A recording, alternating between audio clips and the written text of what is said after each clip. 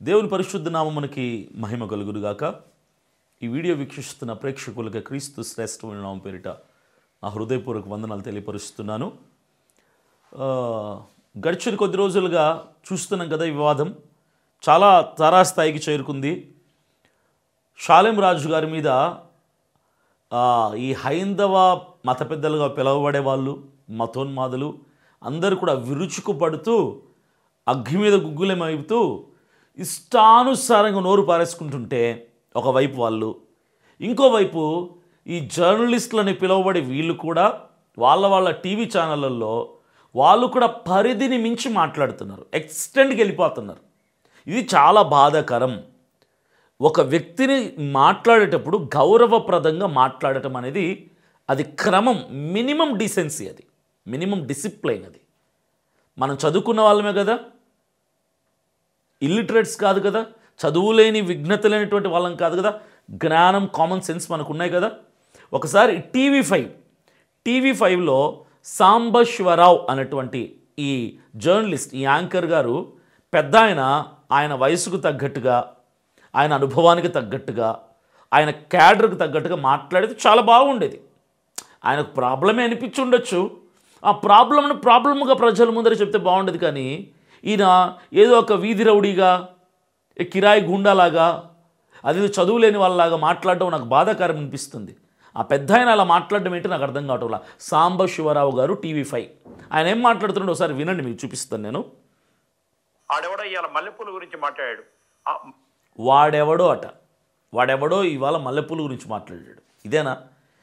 ఇదేనా జర్నలిజం మీకు నేర్పించినటువంటి క్రమం? ఇదేనా పద్ధతి? ఆయనను వాడు అని పిలవటానికి మీరు సరిపోతారా? షాలేం రాజు గారు చాలా గొప్ప విలువలు కలిగినటువంటి మంచి మనిషి, కొన్ని వేల మంది కడుపులు నింపుతున్నటువంటి గొప్ప వ్యక్తి.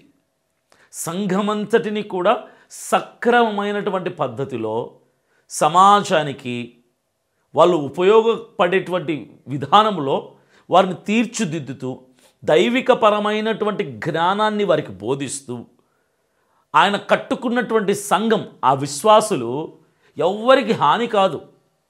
వాళ్ళందరూ ఆయన్ని చాలా గౌరవిస్తారు, ప్రేమిస్తారు. ఆయన నోటి నుంచి ఎప్పుడు కూడా ఇలాంటి అసభ్యకరమైనటువంటి పదజాలం, ఎవరిని కించపరచటం, తక్కువ చేయటం ఆయన ఉద్దేశం కాదు. ఆయన లక్ష్యం అది కాదు. క్రీస్తు కొరకు సార్వత్రిక సంఘం కట్టబడాలి, అది ఆయన లక్ష్యం. ఆయన ప్రసంగాలు, ఆయన గతంలో చేసినటువంటి వ్యాఖ్యలు మీరు వింటే మీరు వాడు వీడన్నటువంటి పదజాలం వాడరు కదా. గౌరవం అనేది మినిమం లేదా మీకు? ఒక దొంగోడిని మాట్లాడినట్టు, ఖైదీని మాట్లాడినట్టు, గుండాన్ని మాట్లాడినట్టు వాడు వీడని ఒక దైవజనుని మాట్లాడితే శాపగ్రస్తమవుతారు మీ నోళ్ళు. జాగ్రత్త.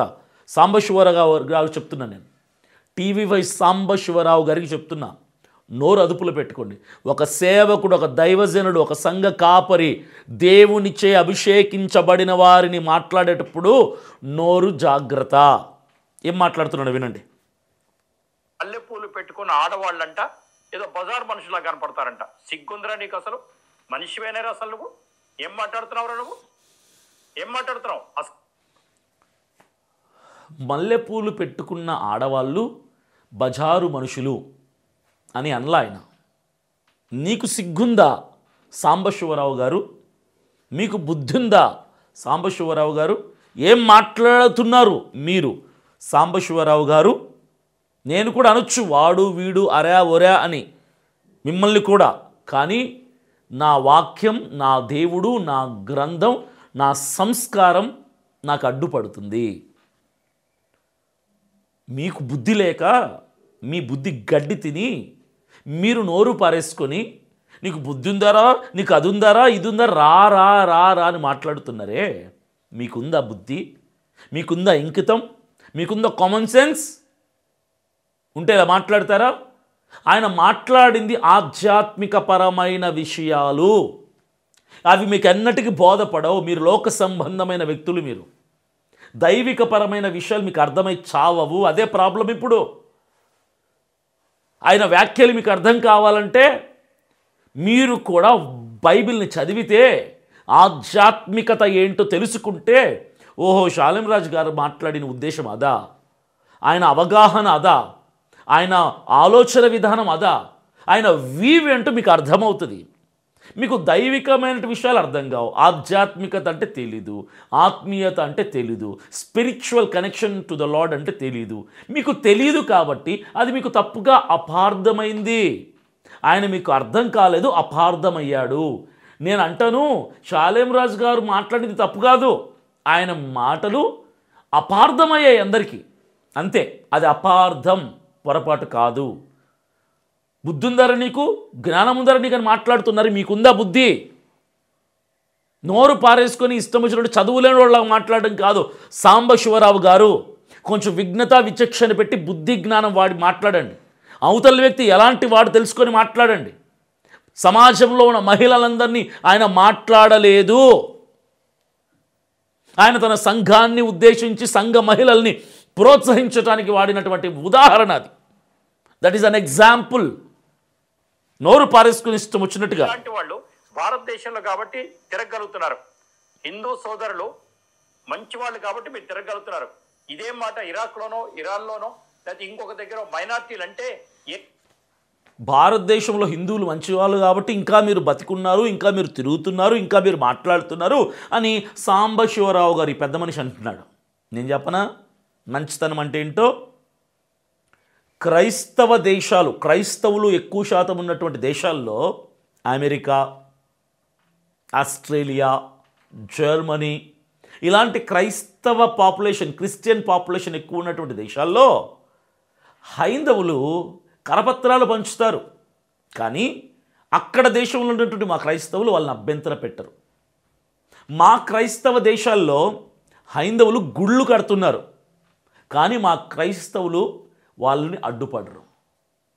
అక్కడ వాళ్ళు వాళ్ళ గ్రంథాలని ప్రకటిస్తున్నారు హైందవులు మా క్రైస్తవ దేశాల్లో, కానీ క్రైస్తవులు ఎవరు కూడా వాళ్ళని అడ్డపడరు, ఆటంకపరచరు. ఎందుకు ప్రకటిస్తున్నావురా మీ దేవుణ్ణి నువ్వు, పర్మిషన్ ఉందా అని అడగరు. మంచితనం అంటే అదే అన్నమాట. మంచితనం అంటే బహుశా మీకు అర్థం తెలియకపోవచ్చు. ఒకరి మతాన్ని వాడు ప్రకటించుకుంటుంటే అడ్డుపడకుండా ఉండటం మంచితనం సార్. TV5 సాంబశివరావు గారు తెలుసుకోండి. మీరు అంత అనుభవజ్ఞులై ఉండి కూడా మంచితనం ఏంటో తెలియట్లా మీకు. మంచితనం వల్లంట ఇంకా భారతదేశంలో తిరుగుతున్నారంట క్రైస్తవులు, సేవకులు. మంచి వాళ్ళు క్రైస్తవులు కాబట్టి మేము ఇంకా తిరగబడటంలా, కొట్లాడడంలా, గొడవలు చేయటంలా, కొట్టడానికి రావటంలా మా హక్కుని మేము వాడుకుంటున్నా అడ్డుపడుతుంది హైందవులు కాదా, మతోన్మాదులు కాదా? మా గ్రంథాన్ని, మా దేవుణ్ణి మేము ప్రకటించుకుంటుంటే పర్మిషన్లు ఉన్నాయా అని అడిగి నిలబెట్టేది మమ్మల్ని హైందవ మతోన్మాదులు కాదా? మీరు మంచితనం కోసం మాట్లాడతారు. మంచి వాళ్ళంటే క్రైస్తవ దేశాల్లో ఉన్నటువంటి మా క్రైస్తవులు. హైందవులు వెళ్ళి వాళ్ళ దేవుని ప్రకటించుకున్నా, గుళ్ళు కట్టినా, కరపత్రాలు పంచినా, గ్రంథాలు పంచినా మౌనంగా వాళ్ళ పనులు చేసుకుంటూ వెళ్ళిపోతున్నారు. వాళ్ళ హక్కులే చేసుకొని అని పరాయి దేశాలకు వెళ్ళి కూడా మీరు చేస్తుంటే అది సార్ మంచితనం. భారతదేశంలో క్రైస్తవుడికి ఆ హక్కు ఉందా? 150 ప్రశ్నలు అడుగుతారు మీరు కరపత్రాలు పంచితే. సువార్త చెప్తే 100 మంది చాపుతారు. సండే స్కూళ్ళు, VBSలు సంఘాల్లో వాక్యాలు చెప్తుంటే అమాంతం దౌర్జన్యంగా దాంట్లో దూకి చొరపడి దొంగల్లాగా పాస్టర్లను కొట్టడం, చిన్నపిల్లల్ని తీసుకెళ్ళిపోవటం, చర్చిలో కూల్చటం, ఇవి మీరు చేసేటువంటి. ఇది మంచితనమా? మాది మంచితనమా? మంచితనం కోసం మీరే మాట్లాడాలి. నిజమే, మీరే మాట్లాడాలి. ఏమంటున్నాడు వినండి. ఇంకా ఏం చేసేవాళ్ళో తెలిసేది. మరీ ఇంత మంచిగా ఉండకూడదండి. చంద్రబాబు నాయుడు గారు కాస్త మంచితనం తగ్గించండి సార్, మంచితనం తగ్గించండి సార్, ప్లీజ్, ఐఎమ్ రిక్వెస్టింగ్. ఈ పెద్ద ఆయన చాలా వ్యంగ్యంగా, వెటకారంగా మాట్లాడుతూ చంద్రబాబు గారు సార్ దయచేసి మంచితనం కొంచెం తగ్గించుకోండి సార్ అని మాట్లాడుతున్నాడు. అంటే చంద్రబాబు నాయుడు గారు ముఖ్యమంత్రి ఆంధ్రప్రదేశ్కి. ఆంధ్రప్రదేశ్ అంటే హైందవులు మాత్రమే కాదు సార్ సాంబశివరావు గారు. ఆంధ్రప్రదేశ్ అంటే హైందవులు, క్రైస్తవులు, ముస్లింలు, ఇతరేతర మతస్థులు.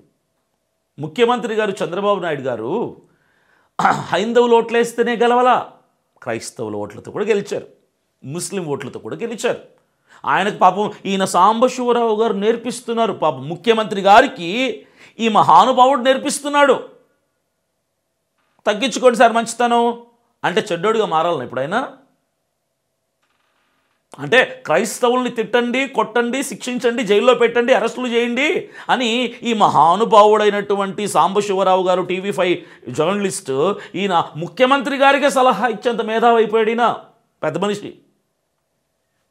ఆయన ముఖ్యమంత్రి హోదాలో ఉన్నటువంటి వ్యక్తి, ఆయన అధికారంలో ఉన్నారు. చంద్రబాబు నాయుడు గారు హైందవుల ఓట్లతో, ముస్లింల ఓట్లతో, క్రిస్టియన్ల ఓట్లతో, ఆంధ్రప్రదేశ్లో ఉన్నటువంటి అన్ని మతాల వారు వేసినటువంటి మెజారిటీ ఓట్లతో ఆయన ముఖ్యమంత్రిగా అధిష్ఠించారు సింహాసనాన్ని. ఆయన అందరికీ న్యాయం చేయాలి, అందరికీ మంచిగా ఉంటాడు. తప్పు చేస్తే ఎవరినైనా శిక్షిస్తారు, మతాన్ని చూడరు. హైందవుడు తప్పు చేసినా, ముస్లిం తప్పు చేసినా, క్రైస్తవుడు తప్పు చేసినా ఆయన పని ఆయన చేసుకుని వెళ్తారు. మీరు చెప్పాలి పాప ఆయనకి తప్పేదో ఒప్పేదో. ఆయనకు తెలీదా? ఆయనకు తెలియకుండా ముఖ్యమంత్రి అయ్యారు ఆయన. ఆయన వయసు అంతా, ఆయన అనుభవం అంత వయసు ఉన్నది మీకు. సాంబశివరావు గారు ఎందుకండి ఇలాంటి వ్యంగ్యపు మాటలు మాట్లాడతారు? ఇప్పుడు ఏదో నేరం జరిగిపోయినట్టుగా ముఖ్యమంత్రి గారిని ఈయన అర్థిస్తున్నాడనమాట. అరెస్టు చేయండి, మీరు మంచితనం తగ్గించుకొని షాలేం రాజు గారిని క్రైస్తవ సమాజం మీద పడి ఏడవటం కాదా సాంబశివరావు గారు? ఆయనను అపార్థమయ్యి మీకు అర్థం చేసుకోలేక ఆయన అరెస్టు చేయమని ఏడుస్తున్నారే. క్రైస్తవుల మీద మీరు పగపట్టారు, అర్థం చేసుకోండి. మీ వ్యాఖ్యలంతా మీరు మతోన్మాదులు, హైందవులు పెద్దలు ఎవరైతే ఇప్పుడు అరెస్టు చేయాలి షాలేం రాజు గారిని పోరాడుతున్నారో మీరందరూ కూడా షాలేం రాజు గారి మీద కోపం కాదు మీకు, క్రైస్తవ సమాజం మీద కోపముతో క్రిస్టియన్ కమ్యూనిటీని కొలగొట్టాలని ఈ మాటని పట్టుకొని అవకాశంగా వాడుకొని ఆ సేవకుని అరెస్ట్ చేసి క్రైస్తవుల మీద పగ సాధించాలని ప్రయత్నం చేస్తున్నారు. మాకు తెలుసు మీ యొక్క ఉద్దేశం ఏంటో.